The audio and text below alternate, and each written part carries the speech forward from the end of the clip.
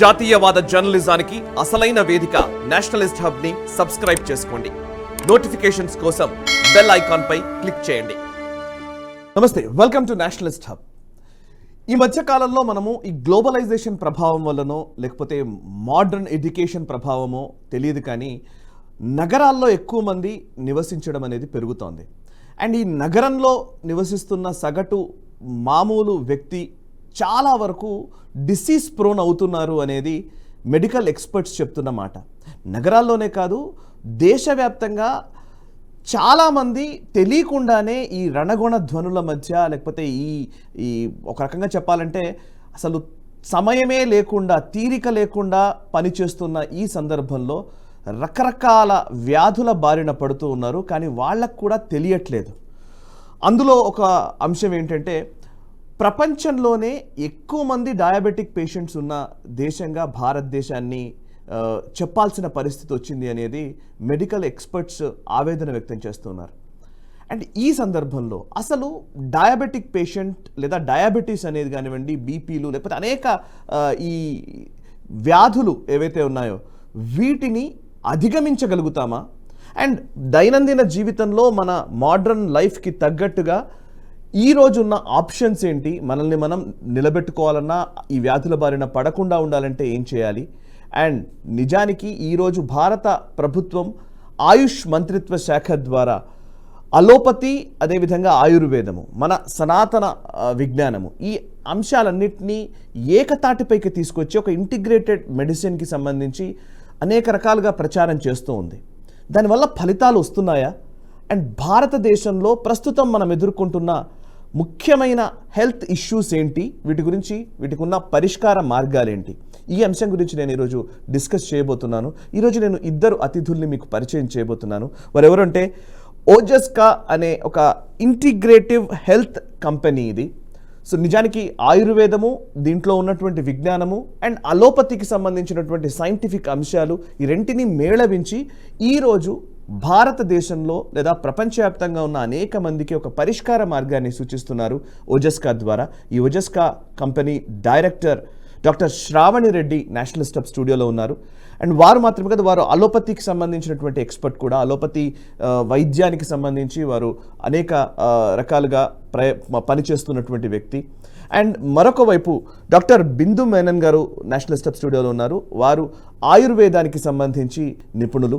So ఆయుర్వేదము, allopathy రెంటిని కలిపి ఈరోజు ఉన్న మోడర్న్ సొసైటీకి మనం ఇవ్వగలిగే పరిష్కారం ఏంటో ఈరోజు నేను చెప్పబోతున్నాను. ఈ వీడియోని పూర్తిగా మీరు చూడండి, ఎందుకంటే చాలా ఇంపార్టెంట్ విషయాలు మేము ఈరోజు డిస్కస్ చేయబోతున్నాము.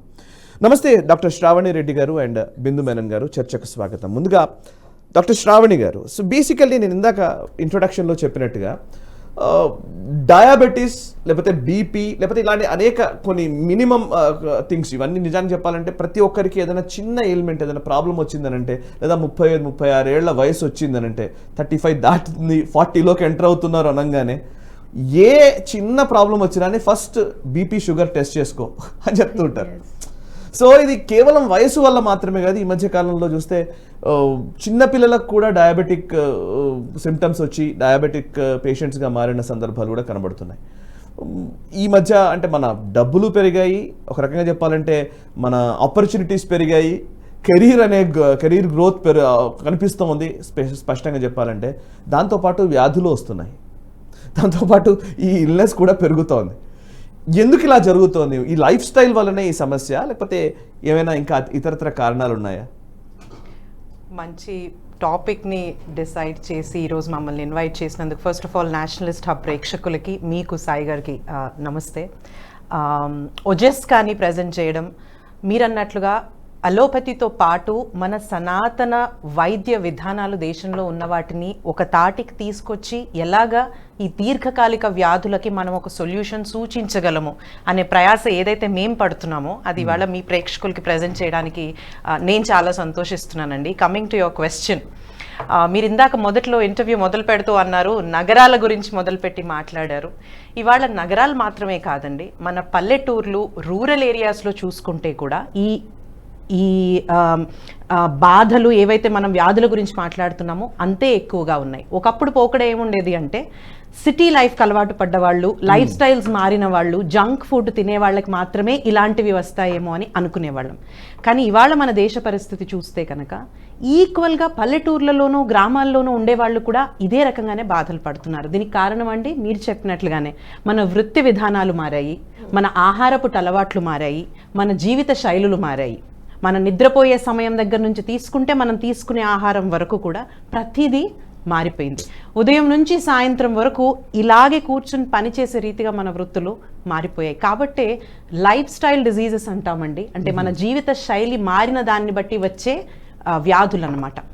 మన దేశాన్ని కానీ ప్రపంచాన్ని కానీ మనం గుర్తు చేసుకుంటే 50స్కి ముందు అంటే 1950-40లో అంతకంటే ముందు చూసుకుంటే కమ్యూనికబుల్ డిజీజెస్ అంటే ఇన్ఫెక్షియస్ డిజీజెస్ అంటే ఏదన్నా ఒక బ్యాక్టీరియా వల్లనో వైరస్ వల్లనో వచ్చే వ్యాధుల మీద మన పోరాటం ఎక్కువగా ఉండేది. యాంటీబయోటిక్స్ని కనిపెట్టడంలో అప్పుడు ప్రయాసపడ్డారు సైంటిస్ట్స్ అంతా. కానీ 50-60 తర్వాత మనం కనుక చూసుకుంటే అర్బనైజేషన్ అండ్ ఇండస్ట్రియల్ రెవల్యూషన్ ఎప్పుడైతే బాగా కిక్కిన్ అయిందో, ఎప్పుడైతే ఈ వృత్తులు మారాయో, ప్రజల జీవన విధానాలు మీరన్నట్టుగా ఆపర్చునిటీస్ పెరిగి, అవకాశాలు పెరిగి, ఒక సగటు వ్యక్తి సంపాదించుకునే ఆ సంపద పెరిగిందో, మరి అలవాట్లన్నీ మారిపోయి నాన్ కమ్యూనికబుల్ డిజీజెస్ అంటామండి. అంటే ఇన్ఫెక్షియస్ డిజీజెస్ కాదవి. షుగర్ అనొచ్చు, డయాబెటీస్ అంటాము, హైపర్ టెన్షన్ బీపీ అంటారు, క్యాన్సర్స్ కావచ్చు, కార్డియోవాస్క్యులర్ డిజీజ్ అంటాం అంటే గుండెపోటుకు సంబంధించిన సమస్యలు, ఇవన్నీ విపరీతంగా పెరిగిపోయాయి. సో 60 తర్వాత చూసుకుంటే మనం సంవత్సరం తర్వాత ఇవాళ మనకున్న నిజమైన బర్డెన్ అండి కమ్యూనికబుల్ డిజీజెస్ కాదు. కోవిడ్ని పక్కన పెడదాము, ఎందుకంటే చాలా బాగా యాంటీబయాటిక్స్ కనిపెట్టేసాం. ఇవాళ యాంటీబయాటిక్ ఓవర్ యూజ్ ఎక్కువైపోయింది. కానీ నాన్ కమ్యూనికబుల్ డిజీజెస్ ఇవాళ నిజమైన మహమ్మారులుగా మారాయండి. అండ్ మీరు కరెక్ట్గా చెప్పినట్లు India is the diabetes capital of the world today. మనం we're the world's most populous country. ఇవాళ చైనాని దాటేసాము. ప్రపంచం అంతటిలోకి మన దేశం ఇవాళ అత్యధిక పాపులేషన్ జనాభాని కలిగి ఉంది. అత్యధిక డయాబెటీస్ పేషెంట్స్ కూడా మన దేశంలోనే ఉన్నారు అంటే ఇది ఫ్యాక్ట్ అండి, అతిశయోక్తి కాదు. ఇంకో మాట చెప్తాను, we're sitting in the diabetes capital of the country. Hyderabad లో కూర్చొని మాట్లాడుతున్నాం. హైదరాబాద్ ఇంకెక్కువ. It is the diabetes capital of India. Recent గా Indian Council of Medical Research వారు ప్రెజెంట్ చేసిన ఒక రిపోర్ట్ ఏంటంటే 143 బిలియన్ జనాభా ఉన్న మన దేశంలో ఇంచుమించు 10-12% మంది ప్రీ డయాబెటిక్స్ గా డయాగ్నోజ్ అయ్యారు. అంటే డయాబెటీస్ కంటే ముందు స్థితి అన్నమాట. 10% మంది, 8-10% మంది డయాబెటిక్ గా డయాగ్నోజ్ అయ్యారు. అంటే ఇంచుమించు 143 మిలియన్ జనాభాలో 20% మంది డయాబెటీస్లో పడి ఉన్నారు లేదా పడబోతున్నారు. అలాంటప్పుడు మన దేశానికి ముందు ఉన్న మనం వీఆర్ యంగ్ పాపులేషన్ అంటాం కదండి చైనాతో కంపారిటివ్గా, which is the productive population కదా. కానీ ఇలాంటి దీర్ఘకాలిక వ్యాధుల బారిన పడుతున్న ఆ యంగ్ పాపులేషన్ ఎంత మాత్రం ప్రొడక్టివ్గా ఉండగలుగుతాము? మన దేశ హెల్త్ ఎక్స్పెండిచర్ మీద అది ఎంత భారం అవుతుంది? ఎస్పెషలీ మన దేశంలో అవుట్ ఆఫ్ పాకెట్ ఎక్స్పెన్స్ ఎక్కువ. అంటే పర్సనల్గానే పే చేసుకుంటాం మనం తప్ప ఇన్సూరెన్స్ సెక్టర్ ఇంకా అంత పాశ్చాత్య దేశాల్లాగా అవ్వలేదు. అలాంటప్పుడు ఒక సగటు వ్యక్తికి ఇది ఎంత బాధ. ఇంకొకటి, ఇది దీర్ఘకాలిక వ్యాధి అంటామండి. మీరు మాట అన్నారే, షుగర్ వచ్చింది, బీపీ వచ్చిందంటే మన వాళ్ళకున్న ఒక అండర్స్టాండింగ్ ఏంటి, జీవితాంతం అలాగే ఉంటుంది, మందులు వాడాల్సిందే అంటాం. కానీ ఈ డయాబెటీస్ ఉదాహరణకి మధుమేహం అనేది ఒక మెటబాలిక్ డిజీజ్ అండి. మన బాడీలోని ఆర్గన్స్, ప్యాంక్రియాస్లోని యాక్టివిటీ కొంత ఇబ్బంది పడడం వల్ల, ఇన్సులిన్ ప్రొడక్షన్ కొంచెం చెడిపోవడం వల్ల, ఇన్సులిన్ రెసిస్టెన్స్ పెరగడం వల్ల ఒక వ్యక్తి డయాబెటీస్ బారిన పడతాడు. ఒక చిన్న కరెక్షన్ అండి, మీరు చిన్నపిల్లల్లో డయాబెటీస్ గురించి ప్రస్తావించారు, ఇవాళ రేపు ఎక్కువైంది. చిన్నపిల్లల్లో జనరల్గా వచ్చే మధుమేహం అండి, దాన్ని టైప్ 1 డయాబెటీస్ అంటాము. అది జన్యుపరంగా వచ్చేది. కానీ మనం మాట్లాడుతున్నది, మనందరికీ అలవాటైన షుగర్ అని మాట్లాడేది ఏదైతే ఉందో అది టైప్ 2 డయాబెటీస్ అంటామండి. అది మోస్ట్ కామన్గా పెద్దవాళ్లలో వస్తుంది. అయితే ఒక 10-15 సంవత్సరాల క్రిందటి వరకు 50 పెరిగితే వచ్చేది, 45 పైగా వచ్చేది. ఇవాళ మీరన్నట్టు మీరు నేను కూడా చెక్ చేసుకోవాల్సి వస్తుంది. And rightly so. ఎందుకంటే ఇవాళ చాలా అతి తక్కువ ఎర్లీ 30s లోనే డయాగ్నోజ్ అవుతుంది. కానీ ఇది దీర్ఘకాలిక వ్యాధి అయినా కూడా because it's a metabolic disease, అంటే మన ఆహారపు అలవాట్లు, అవి అరుగుతున్న విధానము, ఇన్సులిన్ ప్రొడక్షన్ వీటికి లింక్ అయి ఉంది. కాబట్టి వీటిని సరిచేసుకునే ప్రయత్నం చేస్తే డయాబెటీస్ని బెటర్గా మేనేజ్ చేయడమే కాదండి, అర్లీగా డయాగ్నోస్ చేస్తే దాన్ని రివర్స్ చేయడం కూడా సాధ్యమే. కరెక్ట్. ఓకే, డాక్టర్ బిందు మేనన్ గారు, actually I want to understand how Ayurveda treats a diabetic patient. I mean, what does an Ayurvedic doctor's perspective on diabetic patient? Yeah. So thank you for the question. Let me first explain you how does Ayurveda looks into this disease called diabetes. Yeah. So as we all know, Ayurveda is an ancient medical wisdom, and it integrates both understanding the body's physiology and the psychological aspects, right? Because the body, sharira and mana is together. So when we understand diabetes, we not only just understand what are the physiological changes, like in terms of blood sugar parameters or the patient having certain physical symptoms, we also understand the psychological burden of the disease. So that is why when we understand from an Ayurvedic perspective, we understand like diabetes can be prevented in a very early stage, because it is a very starting phase where there is some kind of a metabolic derangement, and there we totally understanding the physiological stages as well as the mental accumulation of stress and all. We look into diabetes more on a preventive aspect. So which means with certain regimes, because the Ayurveda advocates basically lifestyle corrections. So that is in terms of aushadhi, certain herbs, ahara, that is diet, and vihara, the exercise regime, like how Dr. Sravani was rightly pointing out, because there's a lot of lifestyle changes that has happened today. Okay. So understanding that part, if we really look into the ancient medical wisdom, we understand a lot more about the preventive aspect, how this disease diabetes can be prevented. So that is one strong message that I would like to mention. Now when the disease progresses, because we are not able to intervene at the right time and the person is continuing with whatever erratic lifestyle habits, not having a proper sleep, not having a proper diet, and not having a proper checkup, because if you understand, nobody becomes diabetic overnight, isn't it? So at a certain stage, if we integrate this ancient Ayurvedic medical wisdom, we understand like diabetes can be totally prevented.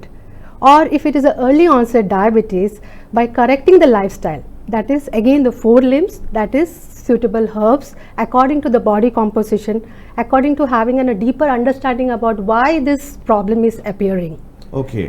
So this is how we approach aushadhi, ahara, vihara. There is something very important, that is why I started with that. It is just not a sharirika vyadhi. It is also, there is an involvement of manasika, certain vikaras. For example, today if we upgrade our knowledge and we try to correlate what does Ayurveda says and what does the modern science says together, that is what we are integrating this knowledge. It's very interesting to see like stress and diabetes is correlated, positively correlated.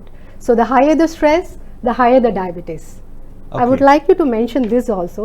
Now extending to this, when the disease is in progress, what does basically the drugs do? It just kind of stabilizes your blood sugar, isn't it? But Ayurveda has a preventive and promotive aspect in addition to the curative aspect, which means like we can avoid complications, the organ damage, because as Dr. Shamni Garu was telling, it just continues and then people end up with a lot of complications. So Ayurveda is an ancient medical wisdom which just does not look into diabetes as okay, this is diabetes and let's give some medicines to balance the blood sugar. Correct. It is a larger science which talks about preventive and promotive healthcare aspect along with the curative aspect. So the broader division of Ayurveda Swasthavrita, that is how to be swasthya, how to be healthy, how to lead a happy life. Okay. And Aturavrita, that is for the disease what can be done. Okay. So in brief, into the Prameha Rogi, not just on a very superficial what's the derangement in their sugar levels, or it is more about understanding why this is happening and what can be done on a preventive level. That is what I would very nice, like very nice. Actually నేను ఎందుకు ఈ ప్రశ్న అడిగానంటే, శ్రావణి గారు మీరు actually మీరు ఒక allopathy doctor, బిందు గారేమో ఒక ఆయుర్వేదిక్ డాక్టర్. సో బేసికల్లీ ఇక్కడ మన తెలుగు నాట కావచ్చు, ఓవరాల్గా ఇప్పుడు భారతదేశంలో ఒక చర్చ ఏంటంటే అసలు మొత్తం ఈ అలోపతి అంతా వేస్ట్, ఈ కొత్త మెడిసిన్ అంతా వేస్ట్, ఈ మోడర్న్ సైన్స్ అంతా హంబక్, ఇందులో ఏం లేదు, మొత్తం మళ్ళీ ఏన్షియంట్ మన భారతీయ విజ్ఞానమే కరెక్ట్ అనే మాట ఒక మాట్లాడతారు.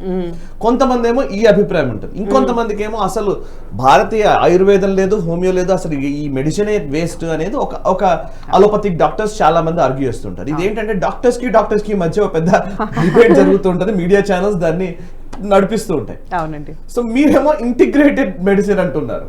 అండ్ ఈవెన్ ఓజస్కా గురించి మాట్లాడాలన్నా కూడా, Ojaska brand is itself is an integrative brand. నేను ఈవెన్ ఈ అంశం గురించి ఖచ్చితంగా మీరే కరెక్ట్ గా చెప్పగలుగుతారేమో. ఇది కరెక్టా ఆయుర్వేదమా అలోపతియా, which is best, which is correct? AYUSH ministry, even భారత మంత్రిత్వ శాఖల్లో ఇప్పుడు ఒక ఆయుష్ మినిస్ట్రీ ఒకటి పెట్టాను. అండ్ ఇంటిగ్రేటెడ్ మెడిసిన్ గురించి మాట్లాడుతున్నారు. మోదీ గారేమో ఎక్కడికి వెళ్ళినా కూడా ఇంటిగ్రేటెడ్ మెడిసిన్ గురించి మాట్లాడుతున్నారు. అవును. సో ఈ ఇంటిగ్రేటెడ్ మెడిసిన్ ని ఎట్లా అర్థం చేసుకోవాలి, ఇటువైపు అటువైపు కాకుండా? చాలా చిక్కు ప్రశ్న నన్ను అడిగారు. బట్ ఐఎమ్ గ్లాడ్ అండి మీరు ఇది అడిగినందుకు. అండ్ మీ ఫోరం ద్వారా ఇది అడ్రస్ చేయడానికి నేను చాలా ఇష్టపడుతున్నాను. ఓజస్కాని కరెక్ట్గా మేము డెసిగ్నేట్ చేసినప్పుడు we called it an integrative health brand. నన్ను చాలామంది అడిగే ప్రశ్న ఏంటంటే, హ్యావ్ యూ క్రాస్డ్ ఓవర్ అని అంటారు నన్ను. అంటే నువ్వు లిటిల్గా మన తెలుగు భాషలో చెప్పాలంటే నువ్వు ఇటు నుంచి అటు జంప్ అయిపోయావా అని అడుగుతాను. లేదండి. అండ్ మీ క్వశ్చన్ ఇది కరెక్టా అది కరెక్టా అన్నారు చూడండి. I think that is where we're going wrong అండి. సైన్స్ అనండి, నాలెడ్జ్ అనండి, విజ్డమ్ అనండి, మనం ప్రపంచవ్యాప్తంగా హిస్టారికల్గా చూసుకుంటే కూడా anything that is accommodative for betterment of humanity survives అండి. అంటే మనిషి యొక్క మనుగడకు ఉపయోగపడే రీతిగా మనం ఏవైతే కలగలుపుకుని చేసుకుంటామో అది బెస్ట్ సొల్యూషన్ ఎప్పుడు దొరుకుతుంది. కానీ నేను ఏదో ఒకటే ఎక్స్ట్రీమ్ అనుకుంటే life is not black and white, Sai గారు. It has to be grey and neither sciences. కానీ మీరు ఒక మాట అన్నారు, I am an allopathic practitioner అండి, I am registered doctor, I still am. నా ఒక 2 నెలల క్రిందట నాకు చిన్న ఎమర్జెన్సీ వచ్చి భయంకరమైన కడుపు నొప్పితో హాస్పిటల్లో అడ్మిట్ అయ్యాను. My gall bladder was in a bad state, they had to operate in an emergency. అప్పుడు నేను ఏ సైన్స్ దగ్గరికి వెళ్ళాలి అంటే మీరైనా ఏం జవాబు చెప్తారు? ఈ ఎస్ నో చెప్తున్న వాళ్ళు, అడుగుతున్న వాళ్ళు కూడా ఏమంటారు? ప్రాణం మీదకు వచ్చి ఎమర్జెన్సీ వచ్చి సర్జికల్ రీజన్స్ ఉండి డిఫికల్ట్ కండిషన్స్లో ఉన్నప్పుడు తప్పకుండా మనము ఏది దాన్ని సాల్వ్ చేయగలుగుతుందో అక్కడికి వెళ్ళగలుగుతాం. అప్పుడు నేను ఏం చేయగలగాలి? మేడం చెప్పినట్లుగా డైట్ కరెక్ట్ చేసుకునే పరిస్థితి కాదు, లాంగ్ టర్మ్ ట్రీట్మెంట్ తీసుకునే పరిస్థితి కాదు. It is an surgical emergency. So తప్పకుండా మనం ఎక్కడికి వెళ్ళాలి? అలోపతిక్ సైన్స్ దగ్గరికి వెళ్ళాలి. అండ్ మనం చూసుకుంటే అండి హిస్టారికల్గా కూడా ఈ సైన్సెస్ ఇంప్రూవ్ అయింది కూడా ఇలాగే. కానీ ఒక పొరపాటు ఏం జరిగిపోయిందంటే, ఒక సైన్స్ అభివృద్ధి చెందుతున్న కొద్దీ మిగిలిన వాటిని అన్నిటినీ పక్కన పెట్టాలి అనుకుంటారు చూసారా, అది ఎప్పటికీ కరెక్ట్ కాదు.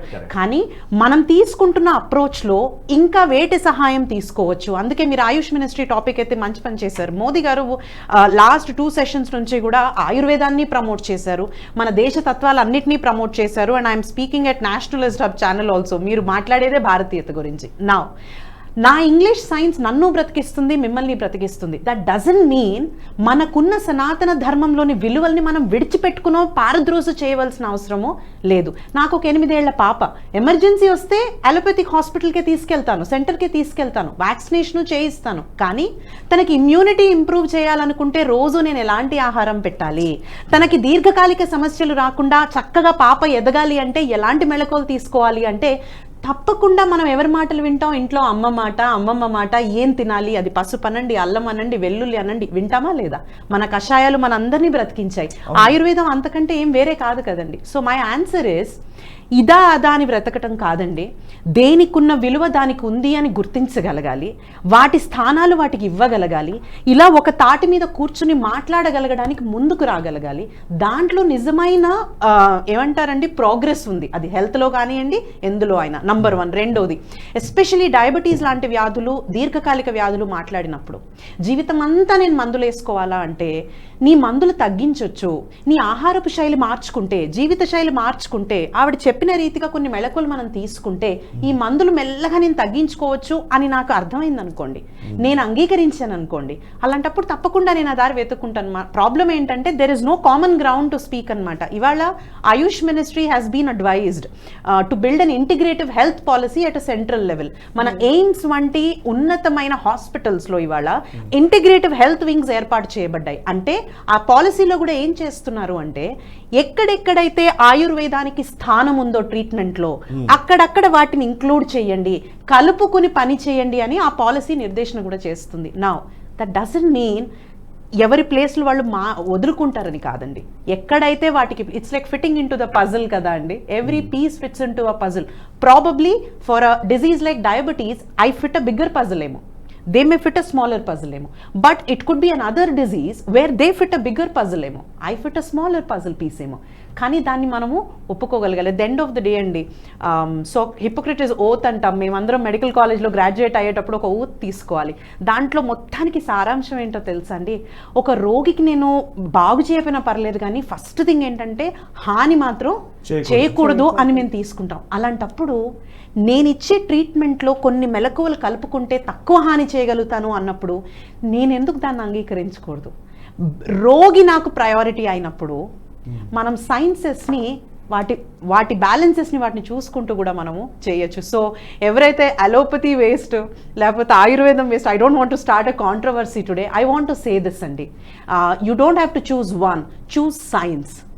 ఏదైతే విజ్ఞానపూరితంగా డేటా బేస్డ్ గా జరుగుతుందో దాన్ని మనం చూస్ చేసుకోవాలి. So I want to add something here. When we say integrative health, it is not like allopathy is separate, Ayurveda is separate, or say some other modality is separate. It means you're bringing together the science, you're putting it together, you're trying to take the best out of everything. Isn't it? That is integrative health.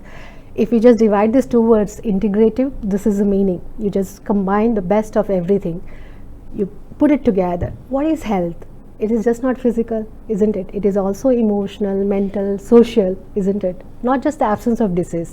So when I say look into Ayurveda, again one thing very specific to mention, Ayurveda, the science don't claim that every disease is curable with Ayurveda. The Ayurveda Grantha says the rogas are sukha sadhya, krishna sadhya. Means easily curable with minimum medicines, you know, aushadhi, ahara, vihara. Then it says about krishna sadhya, which is very difficult, may need a longer term of medication. It says yapya, which means it can be managed, it cannot be cured. You know, cured. It also says there are cases which cannot be treated. Again, sushruta, that is basically the surgeon, the Indian surgeon and very renowned surgeon from the Ayurvedic practice, he especially talks about surgical management, isn't it? It talks about surgical management, in which diseases medicine is required, in which cases, you know, surgical management is required. So Ayurveda talks about it. So if we start believing, you know, one system will take care of everything, we need to correct that, and we need to understand like science is larger. So we need to put all this together so that we can work on a larger dimension. Adding to this, I want to say there's a national program for prevention, control of this, specifically what we are discussing today, the non-communicable diseases. That includes, the program is called National Program for Prevention and Control of Cancer, Diabetes, Cardiovascular Disease and Stroke. And this is a beautiful integrative health approach, which is a decade before, you know, this has started actually. This is in collaboration with the Ministry of Ayush as well as the Ministry of Health and Family Welfare. So it encourages both the public and private sector to actually integrate health services under one roof. Because if you even look into cancer or diabetes, okay, to what stages early screening is important. It's a preventive level, you know. So there the ancient medical wisdom has a lot to advocate, because we look into nadi, jivha, mala, mutra. These are certain pariksha, you know, detailed pariksha. So there are some beautiful assessment that can be incorporated so that we can do the preventive level of screening. I'm talking again about today's modern diseases. Isn't it?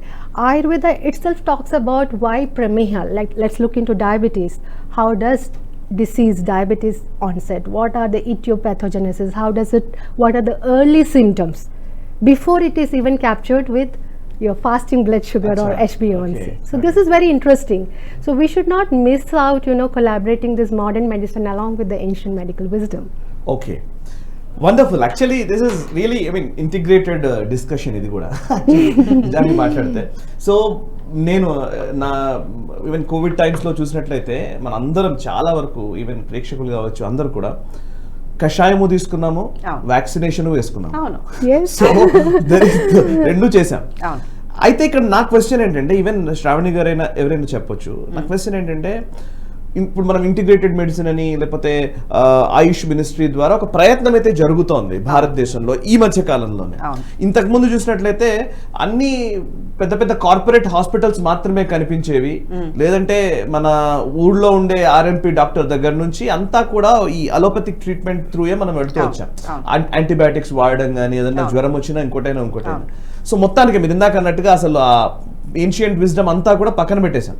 ఈ మధ్య కాలంలో మళ్ళీ మనం దాన్ని కొంత గుర్తిస్తున్నాం, మళ్ళీ మనం దాన్ని తీసుకుంటున్నాం. కంపేర్ చేస్తే ఇప్పుడు లైక్ చైనాతోనో లేకపోతే జపాన్ తోనో లేకపోతే వేరే వేరే దేశాలతో కంపేర్ చేస్తే where are we right now? మన ఏన్షియంట్ విజ్డమ్ ని మనం నిజంగా ప్రిజర్వ్ చేసుకుంటున్నామా? ఏమైనా ఇంప్రూవ్మెంట్ ఉందా? Can you please tell us? Good question అండి. మంచి మాట అడిగారు. మన దేశానికి సంబంధించిన మన దేశం అనే కాదండి, ప్రపంచంలో ఉన్న ప్రతి దేశంలోనూ వాళ్ళ ఓన్ నేటివ్ ఇండిజినస్ సైన్సెస్ ఉంటాయి. అంటే వాళ్ళ ఏన్షియంట్ విజ్డమ్ అనండి, వాళ్ళ జ్ఞానం అనండి, వాళ్ళ హర్బ్స్ అనండి, అన్ని రంగాల్లోనూ ఉంటాయి. If we see Chinese, they are very very focused on that traditional medicine, చాలా స్ట్రాంగ్గా పట్టుకుంటారు. నా అలా చాలా పాపులేషన్స్ ఉన్నాయి. ఇప్పుడు మీరు అడిగిన ప్రశ్నకి జవాబుగా మనం ఎక్కడున్నామో అని ఆలోచిస్తే మీరు కరెక్ట్ మాట అన్నారండి. లాస్ట్ డెకేడ్లో అనుకుంటా చాలా పుష్ దొరికింది because of the central push for our traditional medicine to be propagated and promoted. ఒక ఎత్తు అయితే ఆ సింగులర్ ప్రమోషన్ అండి ప్రజలకు చేరదు, ఏదా కొంత సెక్షన్కే చేరుతుంది.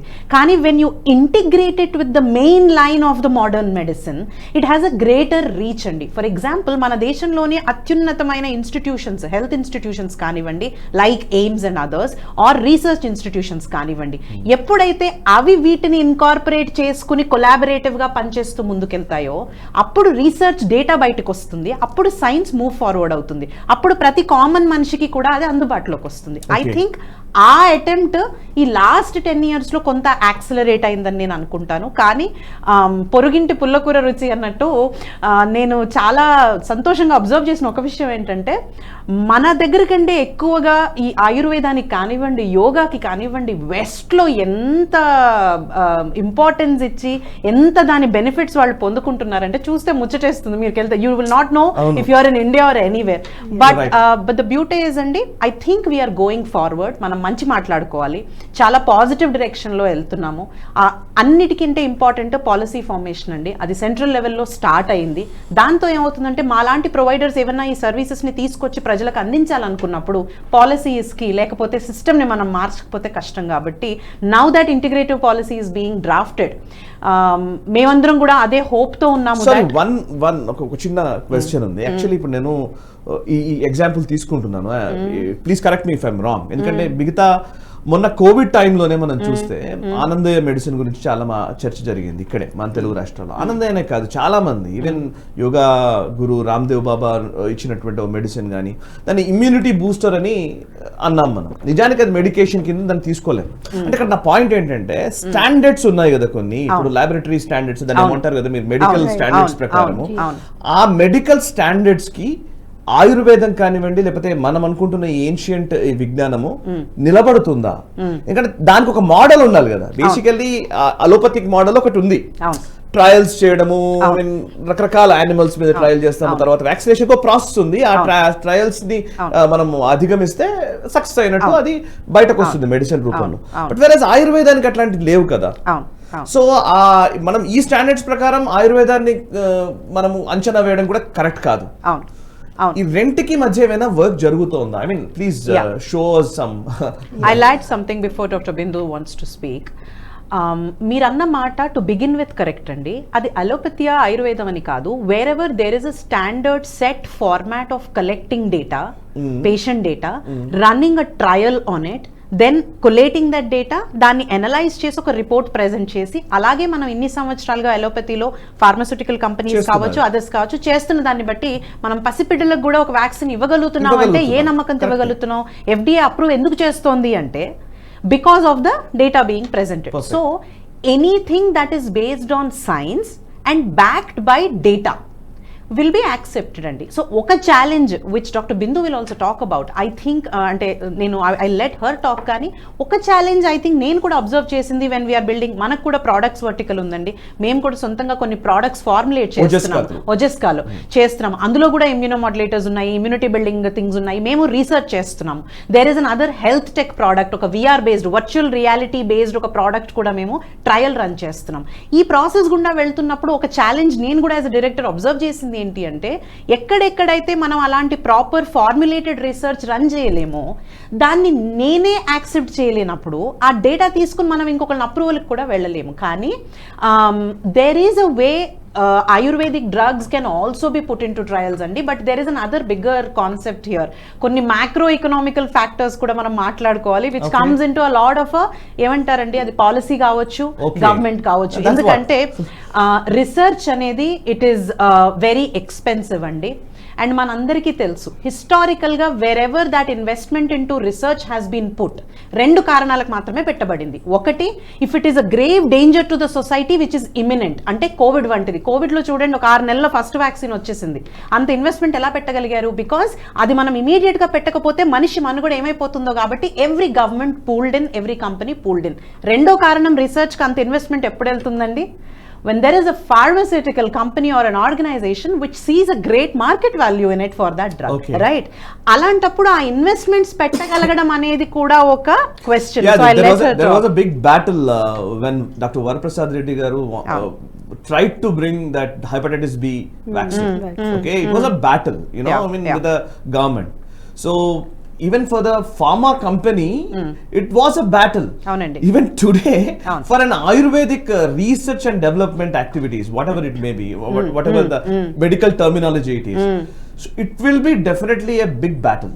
Big battle అండి, compared to, isn't it? It is, but then మీరు ఆయుష్ మినిస్ట్రీ యొక్క స్కీమ్స్ గనక ఆలోచిస్తే, we've been doing a lot of research, ఎందుకంటే ఇంటిగ్రేటివ్ మెడిసిన్ కోసం రీసెంట్గా ఆయుష్ మినిస్ట్రీ వాళ్ళని కలవడానికి ఢిల్లీ వెళ్ళి వచ్చినప్పుడు కూడా వచ్చిన ఒక క్లారిటీ ఏంటంటే, there are specific schemes that have been formulated, కొంత funds set aside for running research కూడా. అయితే రకరకాల రీసెర్చ్, ప్రోడక్ట్ రీసెర్చ్ అనండి, సెంటర్స్ ఇంప్రూవ్మెంట్ కి రీసెర్చ్ అనండి ఉంది. కానీ what I'm saying is probably that isn't enough, లేదా దాన్ని ఇంకా కూడా మనము ఇంప్రూవైజ్ చేసుకోవాలి. What do you say, Dr. Bindu? I want to put it in a different perspective. First of all, I want to say, yes, the government of India, Ayush Ministry is doing quite a decent work in just not documenting, you know, what all the science of Ayurveda says, whether it is in terms of services, whether it is in terms of products, manufacturing, everything.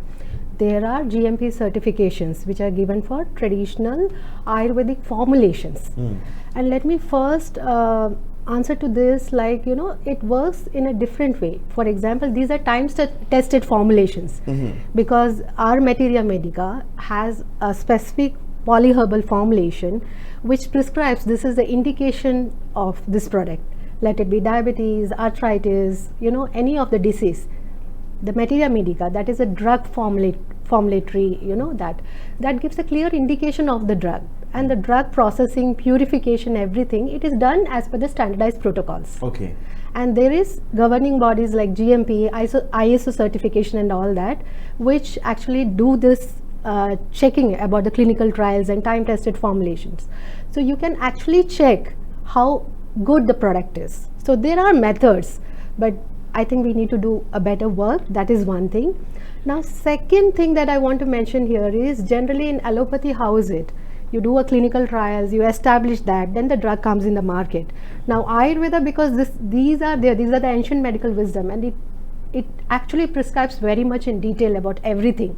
So we need to pick up this science, understanding, you know, this medical wisdom, and then see, you know, okay, if this is the indication, okay, let's do a test and let's see how good it is. And we are seeing fantastic results. Okay. And this is for cancer. Say, let's pick up our own kitchen shelf curcumin, turmeric. Oh no, correct. Isn't it? So we are giving for, because we've been discussing about diabetes for a long time, say Nisha Amlaki. నిజానికి ఆహారం Nisha, ఔషధం. yes. So if we are Food is medicine. yes, Yeah.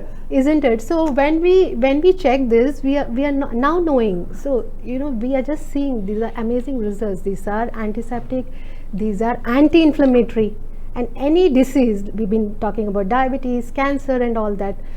Any chronic disease, what is the reason? Inflammation, Okay. isn't it? Correct. So this is amazing science.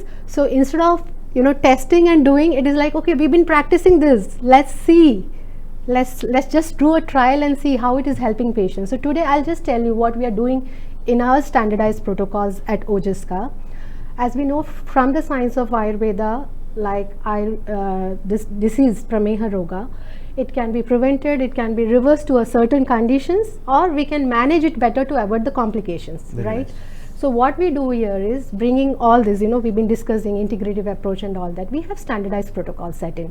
So we go with the modern medicine of doing the fasting blood sugar, postprandial, HbA1c. We see whether kidneys or any of the deeper organs are affected. We see if, what are the problems there. And then based on that, we bring together the allopathic science as well as the Ayurvedic certain medical management and services. And then we see how the person is improving. So we are capturing the data, we are seeing how beautifully this integrative system is working and helping people on Okay. a larger scale.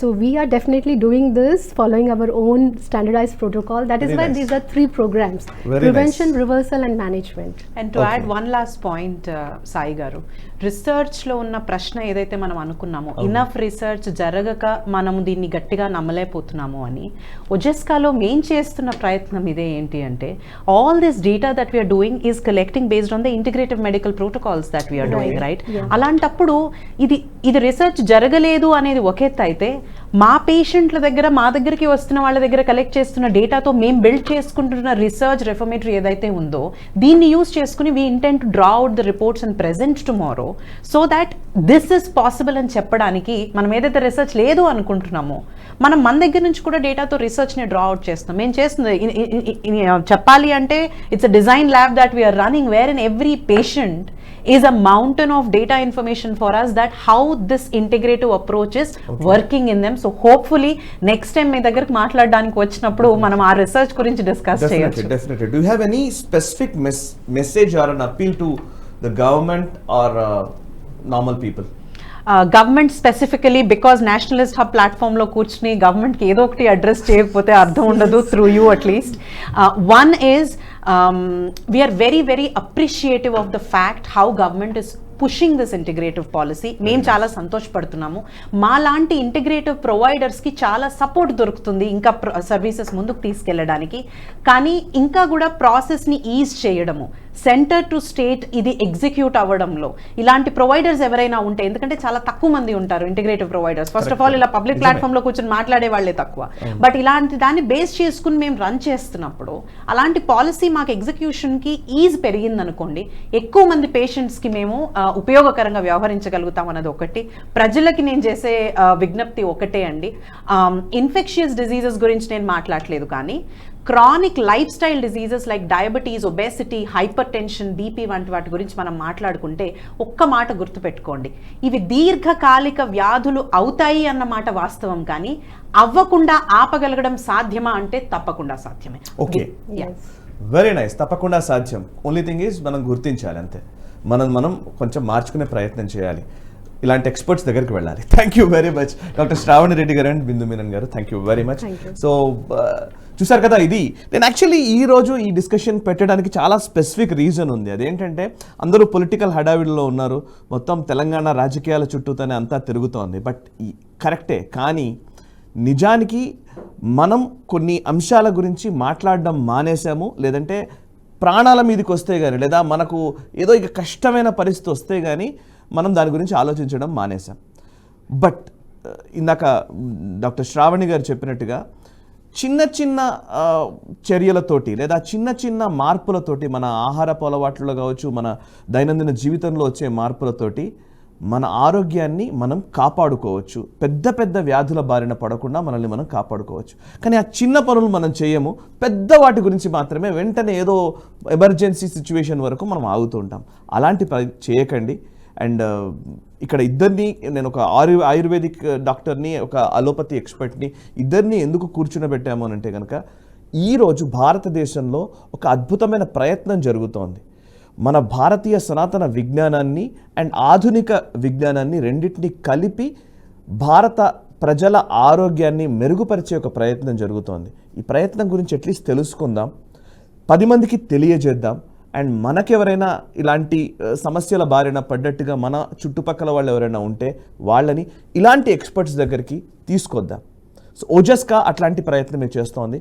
So మనం ఈ ప్రయత్నాన్ని మనం అభినందిద్దాం. ఈ video నచ్చితే like చేయండి, 10 మందికి share చేయండి. And me comments ద్వారా కూడా మీ అభిప్రాయాలు మాతో పంచుకోండి. అండ్ మీకు ఏమైనా సమస్యలు సందేహాలు ఉంటే కూడా ప్లీజ్ మెన్షన్ చేయండి, సో దట్ దీనికి సంబంధించిన ఎక్స్పర్ట్స్ వాళ్ళు రిప్లై ఇచ్చే ప్రయత్నం కూడా చేస్తారు. చూస్తూనే ఉండండి నేషనలిస్ట్ హబ్, మనసా వాచా కర్మణ, దేశహితం కోసం. ఈ వీడియో మీకు నచ్చినట్టయితే లైక్ చేయండి, 10 మందికి షేర్ చేయండి. అలాగే కామెంట్ల రూపంలో మీ అభిప్రాయాలను మాతో పంచుకోండి. Nationalist hub group of channels ను సబ్స్క్రైబ్ చేసుకుని తెలుగునాట జాతీయవాద జర్నలిజాన్ని ప్రోత్సహించండి. ఈ వీడియో కింద ఉన్న బెల్ ఐకాన్ పై క్లిక్ చేయడం మర్చిపోవద్దు.